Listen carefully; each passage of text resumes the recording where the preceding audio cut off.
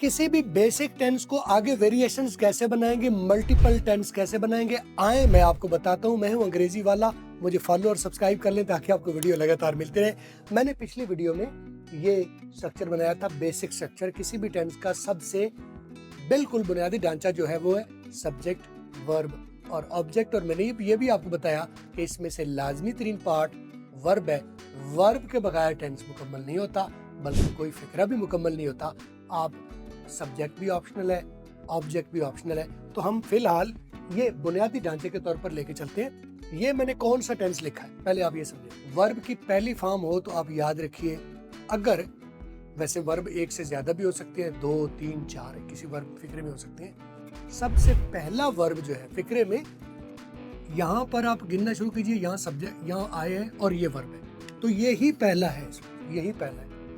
किसी भी फिक्रे में सबसे पहला वर्ब जो है वो अगर पहली फॉर्म में है तो आप ये समझ लीजिए ये प्रेजेंट टेंस है। बुनियादी टेंस में ये प्रेजेंट टेंस है। बाकी की बाद में बात करते हैं। सेकेंडरी जो है इंडेफिनिट, कंटीन्यूअस, परफेक्ट और परफेक्ट कंटीन्यूअस की बाद में बात करते हैं। एक एक करके करेंगे। डिवाइड एंड रूल का फार्मूला। डिवाइड एंड रूल का फार्मूला क्या है कि जितनी भी कॉम्प्लेक्स चीज हो उसके हिस्से कर लो, और आप जो एक एक हिस्से को दुरुस्त करोगे तो ऑटोमेटिकली आपकी चीजें सारी ठीक हो जाएंगी। तो बुनियादी आपने समझ लिया, ये 12 के 12 के ऊपर ये कायम रहेगा। आप पूरे फिक्रे में देखिए जो सबसे पहला वर्ब अगर है अकेला तो वही पहला है, अगर हो सकता है 2, 3, 4 वर्ब हो तो सबसे पहले आने वाला वर्ब देखें कि वो पहली फॉर्म में है तो वो प्रेजेंट है, दूसरी फॉर्म में है तो पास्ट है। फ्यूचर की तरफ बाद में चलते हैं। तो यहाँ पर ये वर्ब पहली फॉर्म में है, तो ये हमारे पास पहला ये हो गया, ये प्रेजेंट टेंस है, प्रेजेंट। आगे हम देखते हैं ये सेकेंडरी टेंस कौन सा है। तो किसी भी वर्ब की सादा तरीन शक्ल जो होती है उसके साथ और कोई भी चीज ना हो तो वो इंडेफिनिट है, यानी पहली फॉर्म सादा तरीन शक्ल में इंडेफिनिट टेंस है, तो ये प्रेजेंट इंडेफिनिट टेंस बन गया। ठीक है, इंडेफिनाइट नाइट टेंस, ठीक हो गया। अब इसी को मैंने पास्ट और फ्यूचर करना है। प्रेजेंट इंडेफिनिट मेरे पास ऑलरेडी मौजूद है, इसी को मैंने पास्ट इंडेफिनिट करना है। मुझे कुछ भी नहीं करना, बहुत सिंपल। आप हूबहू इसको नीचे उतार लें, यानी इसकी डिट्टो कॉपी बना लें। आई गो होम, वर्ब कोई भी लगा लो, सब्जेक्ट कोई भी लगा लो, स्ट्रक्चर आपको समझा लो। अब क्या करना है, यहां पर वर्ब की थी फॉर्म पहली, अगर आप यहां पर वर्ब की दूसरी फॉर्म कर दो तो ये प्रेजेंट से पास्ट हो जाएगा। ठीक है, प्रेजेंट से पास्ट करने के लिए कुछ भी नहीं करना, वर्ब की पहली फॉर्म को शिफ्ट कर दो, बाकी स्ट्रक्चर सेम रहेगा।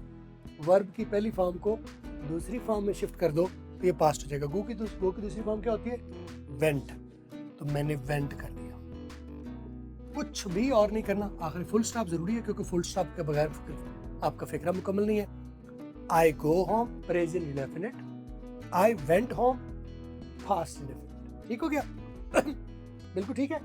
पहली फॉर्म प्रेजेंट इंडेफिनिट, पहली फॉर्म प्रेजेंट होती है, दूसरी फॉर्म पास्ट है, और इंडेफिनिट ऑलरेडी मौजूद है क्योंकि सिंपल तरीन शक्ल है, वर्ब की सिंपल तरीन शक्ल है। पहली फॉर्म में इंडेफिनिट, पहली फॉर्म में प्रेजेंट इंडेफिनिट और दूसरी फॉर्म में पास्ट इंडेफिनिट, सिंपल फॉर्म। अब हम इसका जो इंडेफिनिट का ही फ्यूचर बनाएंगे। आमतौर पर जो आपने सुना होगा, जो कि गलत तरीका है, जो कि कॉम्प्लेक्स तरीका है कि पहले प्रेजेंट इंडेफिनिट बनाओ, फिर प्रेजेंट कंटीन्यूअस बनाओ, फिर प्रेजेंट परफेक्ट बनाओ और फिर प्रेजेंट परफेक्ट कंटीन्यूअस बनाओ। ये तरीके के साथ मैंने पढ़ा था, जो कि हार्ड तरीका था, लेकिन वक्त के साथ लर्निंग करते करते मेरे सामने ये तरीका आया जो कि बहुत आसान है। Present indefinite, past indefinite, future indefinite. हमने इंडेफिनिट को फिक्स रखा है, सिर्फ बुनियादी टेंस प्रेजेंट और पास्ट और फ्यूचर में एक छोटी सी तब्दीली करते हैं तो प्रेजेंट हो जाता है, एक छोटी सी तब्दीली करते हैं तो पास्ट हो जाता है। यहाँ मैंने पहली फॉर्म से दूसरी फॉर्म एक तब्दीली की तो पास्ट इंडेफिनिट टेंस हो गया। अब मैं फ्यूचर इंडेफिनिट टेंस बनाता हूँ। तो ये जो मैंने बनाया था इसे मैं कर देता हूँ। मैं पहले आपको बता देना चाहिए था, इसको मैं कह देता हूँ टेम्पलेट या टेंस टेम्पलेट। ये आपकी टेंस टेम्पलेट है। फर अंग्रेजी बोलचाल और क्रिएटिव राइटिंग के मुकम्मल कोर्सेज वेबसाइट पर मुहैया कर दिए गए हैं। वेबसाइट पर चेकआउट पर अंग्रेजी वाला का कूपन कोड लगा के आप मज़ीद 50% डिस्काउंट हासिल कर सकेंगे, लेकिन इसके लिए आपके पास जैज़ कैश अकाउंट का होना ज़रूरी है। जैज़ कैश से चेकआउट कीजिए। 12 के 12 टेंस में यही टेम्पलेट यूज़ हो, ठीक है, आपको कोई कन्फ्यूजन लेने की ज़रूरत नहीं है। यही टेम्पलेट हर टेंस को बनाने में मैं इस्तेमाल करूँगा और आपको करेक्ट टेंस क्लियर करके समझाऊं। इसी की मैंने डुप्लीकेट की तो पास्ट इंडेफिनिट हो गया। अब मैंने फ्यूचर इंडेफिनिट करा तो इसकी नहीं लूंगा कॉपी, क्योंकि टेम्पलेट मेरे पास ही है। इसी की मैं फिर लूंगा। ये क्या है? I go home. ये वही टेंस है, प्रेजेंट इंडेफिनिट। फ्यूचर करने के लिए आपने विल लगाना है। तो आप इसका मतलब है 3 चीज़ों का एक पैकेज बना लीजिए जो आपको याद रहना चाहिए। कंटिन्यू फ्यूचर का मतलब विल, शैल और गागी के, तो 3 चीज़ें आप एक डब्बे में शामिल करेंगे। अगर गागी के आपको मालूम हो तो बाकी 2 चीज़ें आपने उस डब्बे में से निकाल लेनी है। गागी के का मतलब फ्यूचर, ये दूसरी बात फ्यूचर, और तीसरी चीज़ उस डब्बे में मिलेगी विल, शैल। फ्यूचर का मतलब विल, शैल। विल, शैल का मतलब उर्दू में गागी। तो ये आपको इन तीनों में से कोई एक चीज़ बताई जाए तो दूसरी चीज़ें आप डब्बे में से निकालेंगे। मसलन विल, शैल का मतलब फ्यूचर टेंस, फ्यूचर टेंस का मतलब उर्दू में गागी के, ठीक है। आपको दिए जाए गागी के, बाकी बताओ गागी के मिल गया, बाकी 2 डब्बे में से निकाल लो कौन सी चीजें। गागी के का मतलब फ्यूचर टेंस, और फ्यूचर टेंस के लिए लगना क्या है? विल, शैल। तो शैल को फिलहाल हम होल्ड पर रखते हैं, वो हम किसी और वीडियो में विल और शैल का तनाज़ा जो है वो हम अलग अलग कर लेंगे। लेकिन आप मोटा मोटा ये लिख लो, विल यानी गागी का मतलब फ्यूचर टेंस, और फ्यूचर टेंस का मतलब विल, शैल। विल, शैल का मतलब गागी के, और गागी के का मतलब फ्यूचर टेंस। तो इनमें से किसी भी तरतीब से देखा जाए, किसी इन तीनों में से एक का नाम बताया जाए तो दूसरे दोनों चीजें आपको याद आ जानी चाहिए। ये लाजिम हो, मलजूम है, आप इनको सेपरेट नहीं कर सकते। तो मैंने बनाया फ्यूचर टेंस बनाना है। फ्यूचर के लिए क्या, फ्यूचर का क्या मैंने बताया था? फ्यूचर के लिए विल। विल मैंने कहाँ लगाना है? विल भी एक वर्ब है। कोई भी फिक्रा हो, ये बात सिर्फ विल के लिए नहीं लग रही, कोई भी फिक्रा हो, कोई भी हेल्पिंग वर्ब। अब विल जहाँ पर हेल्पिंग वर्ब ही है, वर्ब की सब कैटेगरी है हेल्पिंग वर्ब। तो अब आपको ब्लाइंडली एक मैं रूल दे रहा हूँ, वो आपने क्या करना है, कोई भी मैं आप एक फिक्रा हाइड कर दिया अपने पीछे, कोई भी फिक्रा दिया जाए और कोई भी वर्ब दिया जाए, यानी हेल्पिंग वर्ब या वर्ब, आपने उसे कहाँ लगाना? वर्ब को कहाँ लगाओ?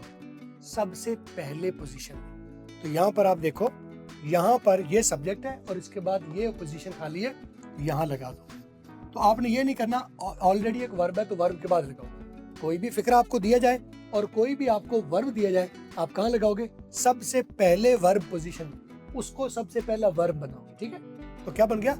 I will go home. Full stop लगा दूंगा तो फिक्रा खत्म हो गया। जो ब्रांच टेंस है, ये सेकेंडरी टेंस है, वो पकड़ा है एक, कौन सा?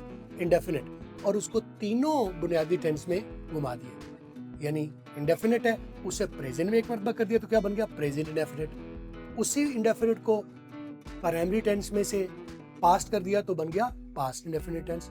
और उसी बुनियादी टेंस को उसी ब्रांच या सेकेंडरी सेंटेंस जो है वो इंडेफिनिट को एक फ्यूचर टेंस लगा दिया तो फ्यूचर क्या है? प्राइमरी टेंस है। तो बुनियादी टेंस कौन से हैं? या primary tense, present, past, future. Branch tense कौन से हैं या सेकेंडरी टेंस कौन से हैं? इंडेफिनिट, कंटिन्यूअस, परफेक्ट और परफेक्ट कंटिन्यूअस। हमने ब्रांच में से पहली ब्रांच को या पहला सेकेंडरी टेंस कर लिया तीनों टेंस में, बुनियादी टेंस में। बुनियादी टेंस, हर टेंस के 3 बुनियादी टेंस बनेंगे, हर सेकेंडरी टेंस के 3 बुनियादी टेंस बनेंगे, और हर बुनियादी टेंस के आगे 4 सेकेंडरी टेंस बनेंगे। तो इस तरह हो गए ना, 3 चौके 12, 3 × 4 12 हो गए। तो यहाँ पर मैंने इंडेफिनिट कर लिया, प्रेजेंट इंडेफिनिट, पास्ट इंडेफिनिट और फ्यूचर इंडेफिनिट। और अगली वीडियो में मैं करूँगा कंटिन्यूअस, और उसको भी प्रेजेंट कंटिन्यूअस, पास्ट कंटिन्यूअस और फ्यूचर कंटिन्यूअस करेंगे। क्या तब्दीलियाँ करनी है?